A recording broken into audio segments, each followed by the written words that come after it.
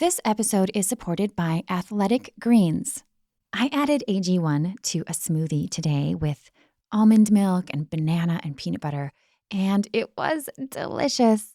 And I also love knowing that I got a range of vitamins, minerals, probiotics, and more sourced from whole foods.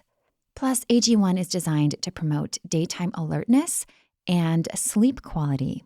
Athletic Greens' founder struggled with lots of gut health issues, and he created AG1 to help folks invite more wellness without having to take a ton of supplements. To make things easy, Athletic Greens is offering you a free 1-year supply of immune-supporting vitamin D and 5 free travel packs with your first purchase.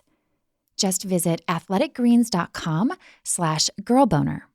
I also love that for every purchase, they donate to organizations that get nutritious food to kids in need. Again, that's athleticgreens.com/girlboner to, quote, take ownership over your health and pick up the ultimate daily nutritional insurance. What would it take to arouse your life, to experience more connection, more pleasure, more realness in and outside of the bedroom?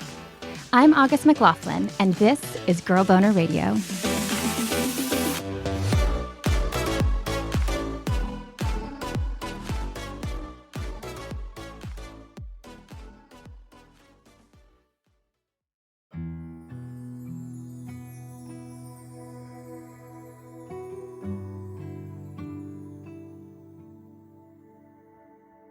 What I love to say is that I went from a victim and then I became a survivor and now I'm a warrior. I'm a warrior against the fight. I'm here for the other women. I'm here, to understand, not to judge.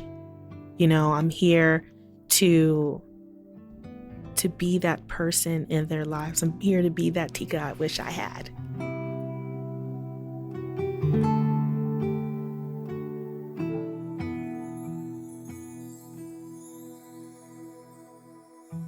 I met Tika Thornton in 2016 when we shared a TEDx women's stage in Beverly Hills. The theme of that event was It's About Time, and a bunch of really powerful stories were told. Tika's talk probably moved me the most, and I am certain I was not alone there. Tika is an advocate against sex trafficking who survived trafficking herself. She's also an all-around delightful human being. And she joined me back then in the studio to explore her journey from survivor to thriver to warrior, including ways she has cultivated self-confidence and trust, making way for the caring relationships and intimacy and self-acceptance that she deserves. And everything she shared seemed too important to leave in the Girl Boner archives. I hope you appreciate her story and her heart as much as I have. As always, please take care of yourself first and foremost, especially today if sexual trauma or abuse are sensitive topics.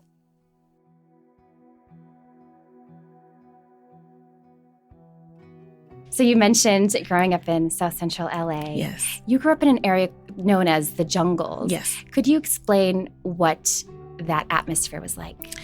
Well, it's an area that has to have at least 100 to 200 apartment buildings. It's considered the concrete jungle. That's why they call it the Jungles. Especially back in the 80s and 90s, it was very wild and still is, I would assume, very saturated with drugs and alcohol and violence and gangs and, just a lot of trauma in one area. I mean, now that I'm an adult, I see it as it was unhealthy, but as a child, it was my neighborhood. It's where I grew up, so I didn't really know any different until I started to go to school outside of my neighborhood. She attended school in the Pacific Palisades, one of the wealthiest neighborhoods in Los Angeles. And by age 12, she started to fantasize about leaving home, even if it meant doing so on her own. Like I said in my TED Talk, I come from a long line of generational trauma. And so my parents did the best that they could with the amount of knowledge and, experience that they've known. My father had a battle with addiction. My mother, she wasn't very happy. And despite knowing that I'm a child and understanding that I'm not supposed to be exposed to a lot of things that I didn't feel loved. I know my dad loves me. He's my everything. I know my mom loves me. But at the time, I didn't have an outlet. I didn't have anyone to talk to. I didn't have anyone to tell me, like, your parents are going through a lot and it has nothing to do with you. It's not a reflection of you. It's just something that they're going through within themselves. As a 12-year-old girl, there was no way that I can understand that. So I took it personally, and I felt like my mother being a single parent at the time, I felt like I was a burden on her. And I felt that if I left, things would be better. She'll be able to have more money for my brother, who is 5 years younger than me. And, she'll be able to not really stress about me, because I wasn't a problem child, but I was just the average, rebellious 12-year-old. And so, one day, Tika decided to leave. It was an impromptu decision, and she really didn't have a plan. No, not a plan. I had gotten in trouble when I was in school. And so I was just like, I can't deal with it. I don't want my mom to be upset with me. I don't want her to lash out at me. It's like, let me just leave with nothing. Wow. With nothing. I mean, I was 12. I thought that I was mature for my age. Yeah. I was pretty dumb for my age. You're like, I got this. Yeah. Exactly. We always think we're totally mature. Exactly. We're grown-ups practically. We can take care of ourselves. Who knows what's going to happen? No clothes, no money, no food, no nothing. I'm just going to leave. We're very impulsive at that age. And you feel invincible too. Exactly. So Tika left. She walked and walked through the streets of South Los Angeles. As the sun lowered down behind the buildings and rain fell over her skin, she kept on walking. Then a man pulled up beside her. He was just like, hey, and I was trying to ignore him because, stranger danger or whatever. And then he was just like, hey, I just want to talk to you. I'm not trying to harm you in any way. And he was just like, it's raining. Like, are you okay? And I'm just like, I'm tired. It's wet. It's probably about 1 o'clock in the morning now. And it's just like, okay, I need to figure out something. If somebody's willing to help me, I should allow them to help me. That was my logic at that time. And so he asked me if I wanted to get in the car to get out the rain. And I was just like, yeah, I do. My feet are tired. I'm tired. Like, I need some rest. Yeah, and some shelter. Yes. Even some respite from the cold rain. Yeah. Who wouldn't want a little support? Yeah. And so you got into the car. Yes. Well, we started talking, and he was just asking me, like, how old am I? Of course, I lied about my age.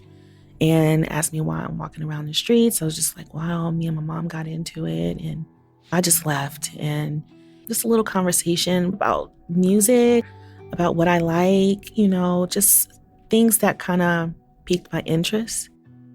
And then he offered me some weed, and it was just like, I know drugs. I know crack. I know alcohol. But at that time, it was like PCP and heroin. And it's like I knew all of those things. And I just knew that all of those things had a bad stigma. But when it came to weed, it was just like, oh, it's just a recreational thing. It's cool. You just get the munchies. Just chill out, get a little goofy. Yeah, that's it, So I was just like, if I'm going to try anything, it'd probably be this. I wanted the goofy. Yeah. I wanted the chill because I wasn't there. So I accepted the invitation. She took a puff and then nothing really happened. Weren't you supposed to feel weed within minutes? At first, I didn't really notice how it felt. I was just thinking like, oh, it's not working on me. This is it. I'm immune to it. And then I woke up in a strange place.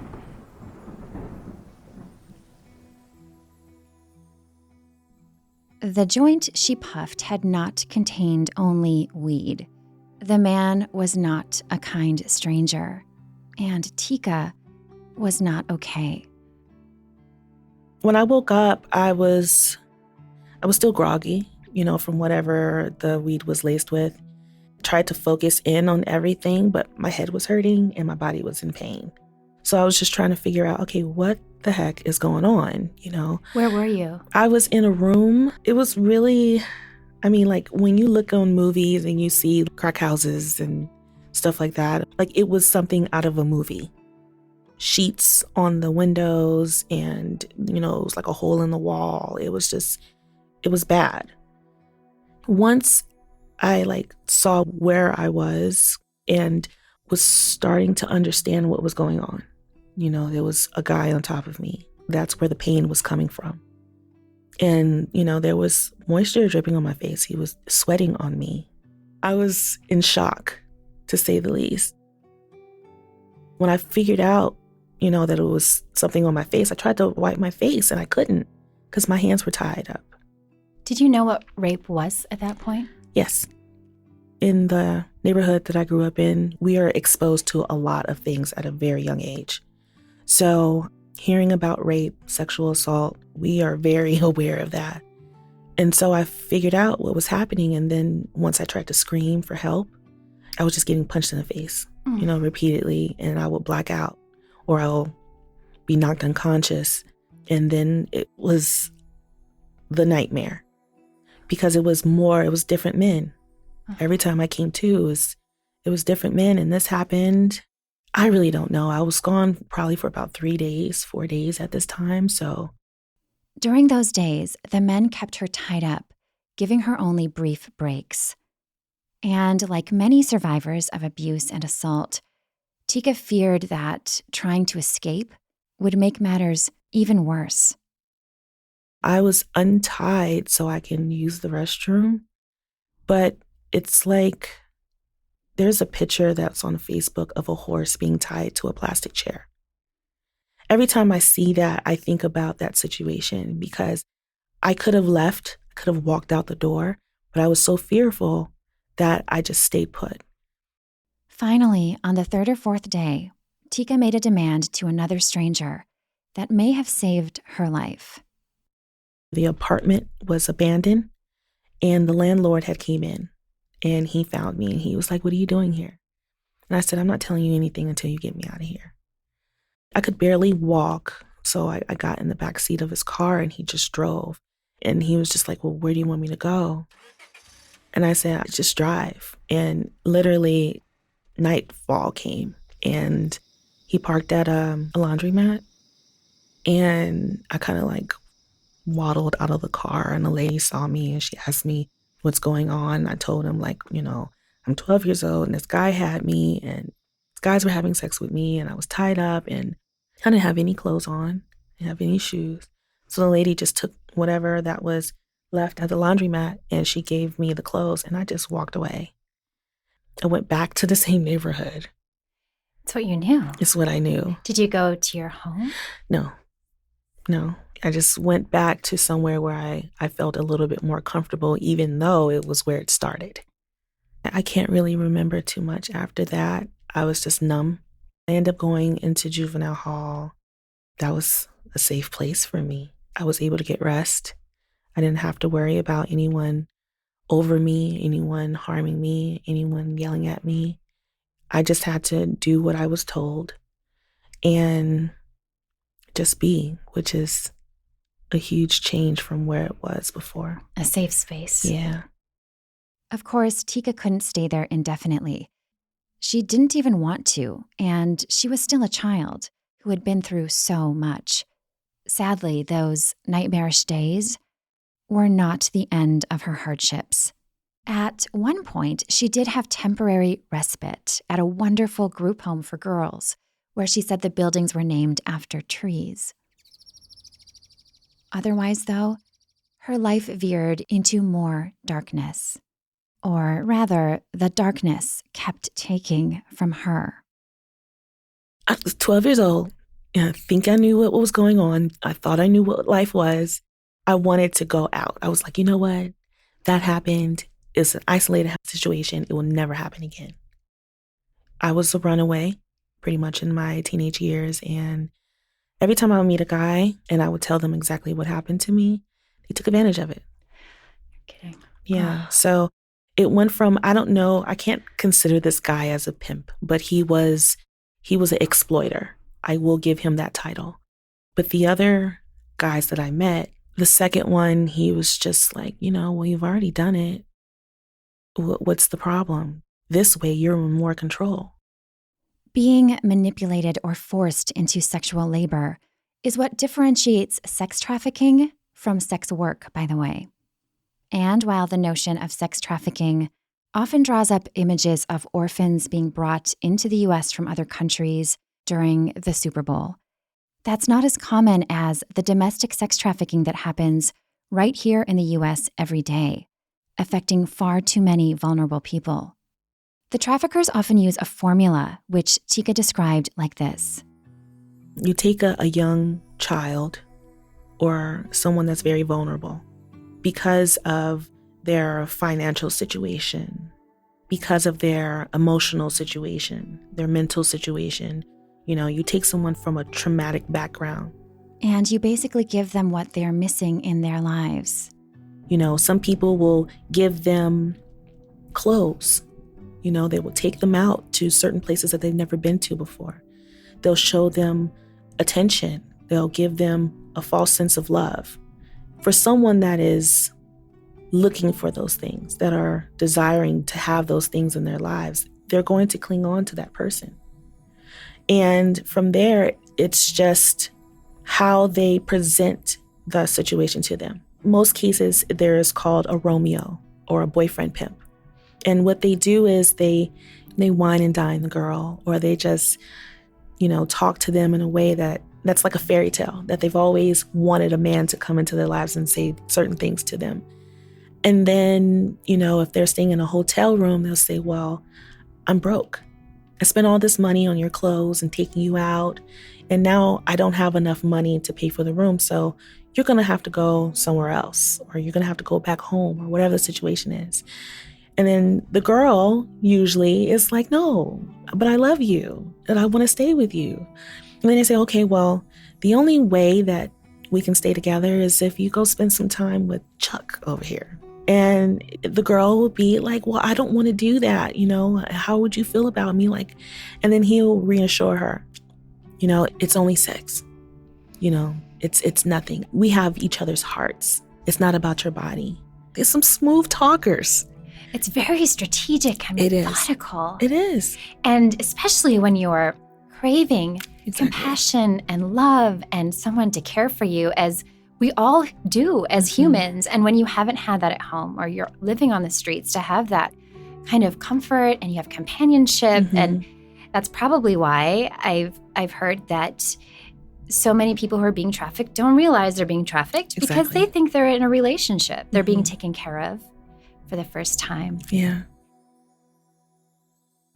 When Tika was 18, she had a turning point in her own journey when she saw that she wasn't truly being cared for or loved. I was badly beaten up by a pimp. And once I was in the hospital, and once I came to, because I was unconscious for a minute, the nurse asked me, what happened? I didn't want to talk to the police. I didn't want to talk to anybody. But when she came to me and asked me what happened to me, and I will never forget her tiny little Jamaican woman, and with a very thick accent. And I just told her my life story.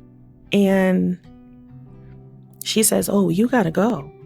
So she gave me $200, and she gave me hospital hygiene stuff. I mean, everything that I had was in a grocery bag, and I left. Finally, compassion without a price tag. Yeah.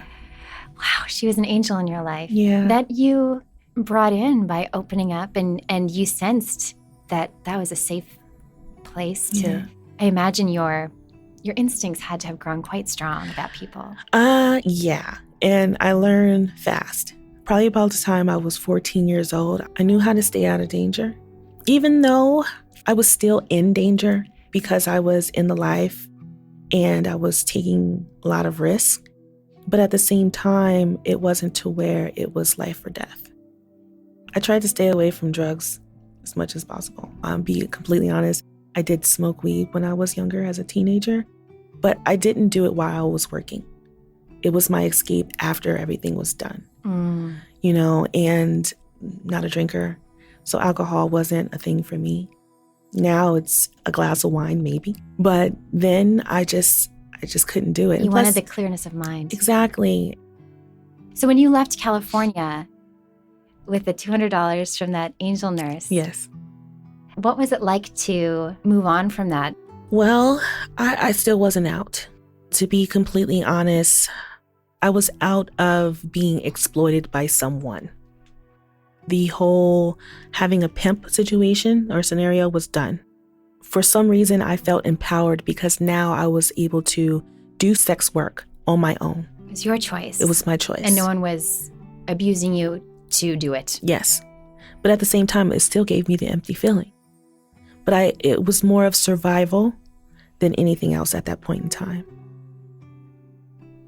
Survival sex work is what it sounds like, providing sexual services for pay, meaning for money, for shelter, for food, out of a need to survive. It seems like, and may be, your only option. It's very different from doing sex work because that's what you truly want to do or you find it fulfilling. The survival type is what Tika's livelihood consisted of for the next 5 years until she was 23. And it wasn't until I was in a relationship with a man and he had 3 children. He started to let me understand what I was doing to myself. He never told me that he wanted me to stop, and I didn't meet him in that realm, but he didn't tell me to stop, but he was just telling me I have a daughter. If you want to be a part of her life, you have to do more for yourself. He knew that it wasn't something that was coming from an authentic place. Right. It was derived from the abuse. Yes. Because your development into a young woman was so influenced. When we're just trying to get to know our bodies, we're changing. All of that got mixed up into this grown-up abusive. Yeah. And it actually started earlier than 12. I was first sexually molested at 6 years old. So my life has been sexualized. At that point, I thought that this was something that women have to be subjected to at one point in time. It just so happens that my situation was a little extreme, but I'm a woman. I have boobs, I have hips. So sex is a part of it. That right there is at the root of so many problems and traumas. Research shows that within just 1 year, grade school age kids in the U.S. take in as many as 80,000, quote, sexy girl portrayals by watching kid-targeted TV shows. And that girls then aspire to look like those images. Meanwhile, kids of all genders perceive that sexualized females are also less worthy of respect and support.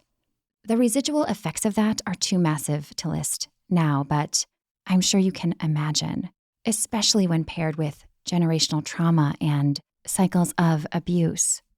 That's one reason that Tika's growth and advocacy are so important. So when this partner of yours shed light on self-care, and it sounds like you really introspectively thought about that. Yes. How did that affect you, and what changes did you begin to make? Well, we started to just make plans. We just started to move forward. What are we going to do? It was just like, okay, well, the amount of money that I was making before, it's not going to be the same. So we need to come up with a plan. I humbled myself and got a regular 9-to-5 job.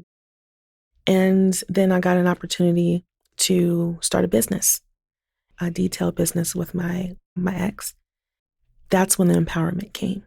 Because of his hard work and my business sense. And I tell all of my ladies that are in the life or that have gotten out the life, if you can sell yourself, you can sell anything. You are a businesswoman off the bat. For me, because I knew how to talk to people, I understood in order to get what I want, I have to give a little.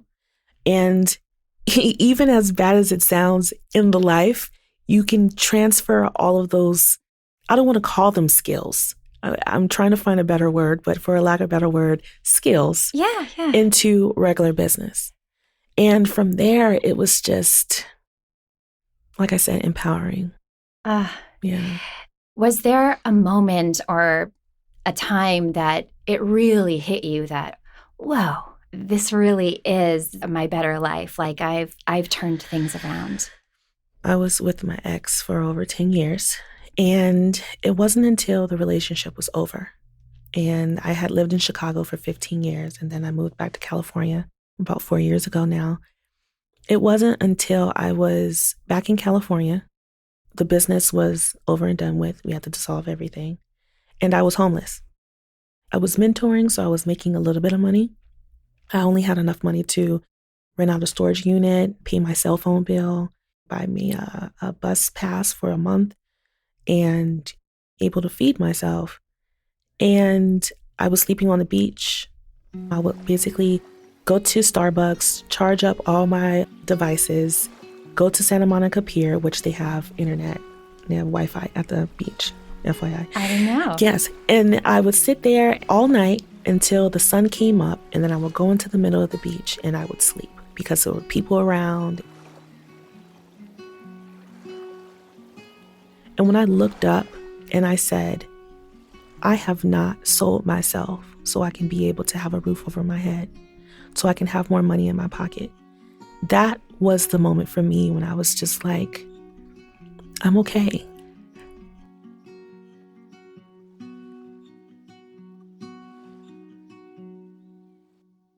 Today, Tika continues to mentor others, and her position brought what Oprah would call a full circle moment.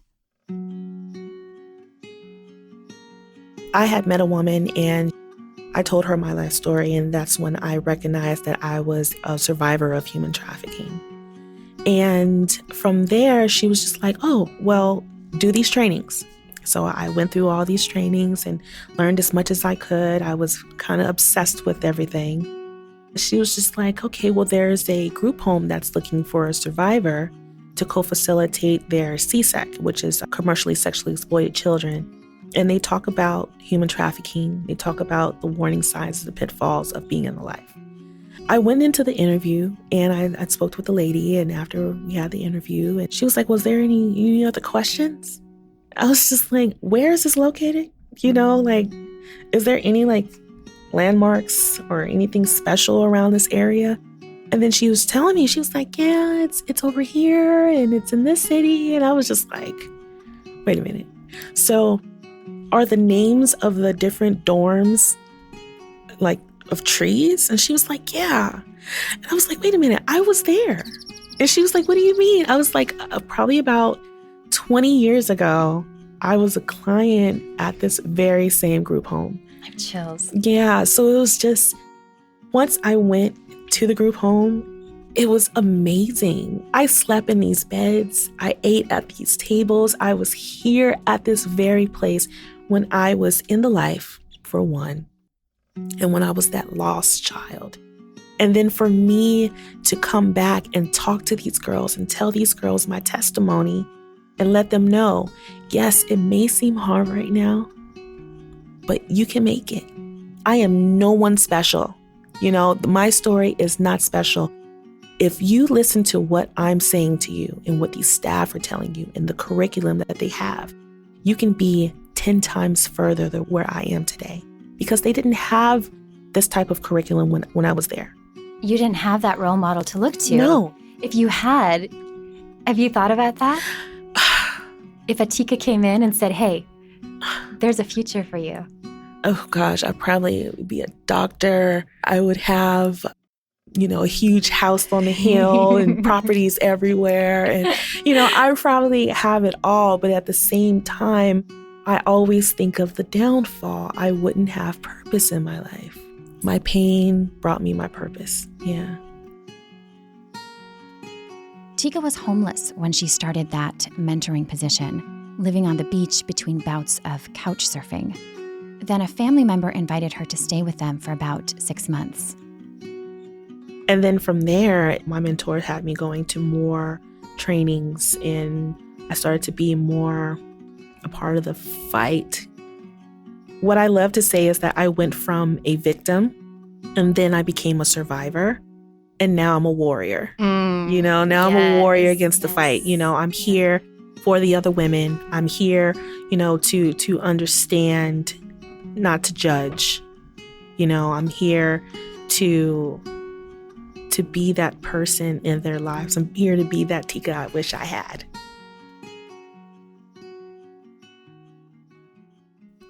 Tika also helped me weigh in for a listener, Jeff, who had written in. Jeff told me that his girlfriend had a history of sexual abuse, and because of that, they had agreed to avoid sex. They were about a year into their relationship then, and Jeff's girlfriend wanted to start bringing mutual masturbation in, so basically self-pleasure together in the same room. But when they tried that, Jeff ended up with really intense performance anxiety. In other words, he said he just couldn't get it up. And he basically wanted to know ways to support his girlfriend in this new phase of their relationship and help her feel comfortable. Dr. Megan Fleming and I shared thoughts for Jeff, which you can find on Patreon if you're interested. But here I want to share Tika's insights for Jeff because they tie into her own story in important ways too. Tika, I wonder if you could speak a bit to rebuilding a sense of trust and, allowing yourselves to be intimate and to feel safe, because as you mentioned, there was this history where that was not your own. And I know that you also work with a lot of people who experience these things. So what are some of the things that can be helpful? Well, Jeff, I just want to say one thing. You're an awesome, awesome guy. And maybe if you assist her in what she's doing, saying some sexy words to her, touching her, kissing on her while she's doing her thing, I'm pretty sure that might help you as well. I love that idea. Yeah. And it's just, I understand being a survivor of sexual assault. It's hard for you to trust. Trust has to be there before anything else, before the intimacy can actually be there. Well, you have two different sides of the spectrum. You have someone who is scared to open up and be sexual.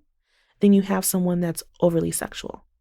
And I was on the side of being overly sexual because I always felt, especially when I was younger, that sex equals love.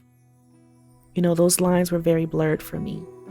So it took for me to feel an emptiness and finding out that I wasn't getting everything that I wanted in a relationship. Yes, the sex is great, but he's not giving me any time. He's not giving me any attention. He's not giving me understanding. So once I was able to break down and put everything on a scale and say, yeah, sex is great, but he's a jerk, and it was just like, it wasn't working for me. Once I broke up with my ex, I had to take a step back. And I really looked at my life. And I really was just like, okay, there's something missing. I need to humble myself completely, even in that way. As far as my financial part, I had to humble myself. But then also in the list of what I needed in a man. Because my list was very, very shallow. It's very superficial. Most women, we want him to be fine, good looking. We want him to have money, and we want him to be a rock star in bed. Like that, for young girls, for young women, that is the standard. What we've been taught to find sexy, right? Exactly. But What I had to learn was that I need a compassionate man. I need an empathetic man. I need an understanding man. I need someone that's going to love me as much as I love them. Someone that's going to see me for who I am and not for what I can do. Once I was able to heal myself and find my own value, I was able to change my list. And it's beautiful because now I have someone in my life that is that new list for me. He makes me feel like I'm everything. And I have never had that feeling ever in my life. And it's just like, I must have finally did something right in my life to actually have this type of love in my life that I didn't think that I was worthy of. Are many, many, many right things. Yeah. You're such a thriver. So beautiful. And I'm so happy for you and for your partner. Yay. Who has a total warrior. Yes. Amazing queen of a partner. Super supportive. He's wonderful. That is so great. That is so great. If you were to give, when you are to give your next TED Talk, what would the topic be? Oh, gosh. So I guess I shared such a big part of my life. There are smaller pieces of my life that led me up to that point. I talk a lot about generational trauma. So that is something that people would really need to understand because it goes along with identity. I had this huge identity crisis growing up because I was Black and poor, living in the jungles of Los Angeles, California. But I went to school in Pacific Palisades. And I have hate for myself. I had this, why did I have to be Black and poor? Because she learned from early on that Black is bad. Everything, on the media, being Black was terrible. We're monsters and we're not good enough. And that's just what the media told me growing up. So I hated being Black for a very long time.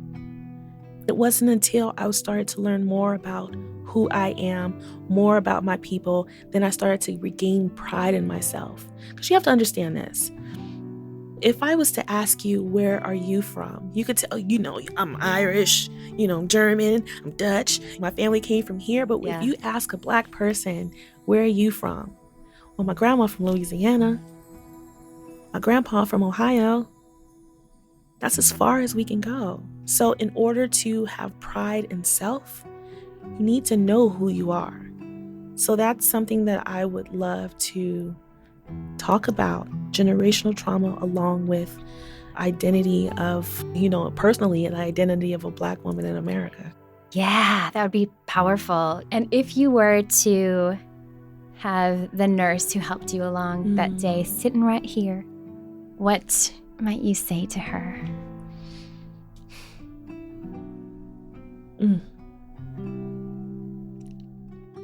Gosh. Thank you for saving my life. Because I could just imagine what would have happened if I would have stayed in California and if you would have found me. I can't remember your name, but I'll never forget your face, and I'll never forget the words that you told me, and I just never forget what you did for me. I hope you're well, and I hope that you get everything that you want in life because you deserve it and so much more. What an example of the difference one person can make. Yes. In that nurse and in you. Yeah. How many lives you are changing, how many lives you are saving. Yeah. You may never even know. And like I said, because of the work that I do and because of the outcome and because of the many women that have contacted me, that have disclosed something that they've never told anyone else, when everything came to light and I was able to shed the shame and tell everyone that this was my life and this was my story. So many women have came out and said, you know what, I would never be able to tell anyone this, but I'm going to talk to you about it. And young girls that said, you know, it happened to me, but I'm not going to let this be my complete story. I'm going to shake it off now and move forward. Or a young girl saying, you know what, a guy is talking to me. I didn't talk to him, but it just felt weird. What should I do? And then I start, just telling them, like, because you can't tell a teenager what not to do. All you can do is just tell them the different outcomes or consequences of certain actions. And then for the girl to call me back or to contact me again and say, you know what, I found out that he pimped out 2 other girls and I dodged a bullet. Thank you so much for helping me out. So it's just, I feel like a higher power, God, or whatever you want to call it, knew that I was strong enough to handle this. Knew that I was going to gain knowledge from this and I will be able to use it to help someone else. So, like I said, everything I went through was hard. I wouldn't wish it on my worst enemy. But at the same time, I can get through it. I'm strong enough for it. And I can help other people through it. So it was worth it. Thank you, Tika. And thank you for making the world a better place. Thank you.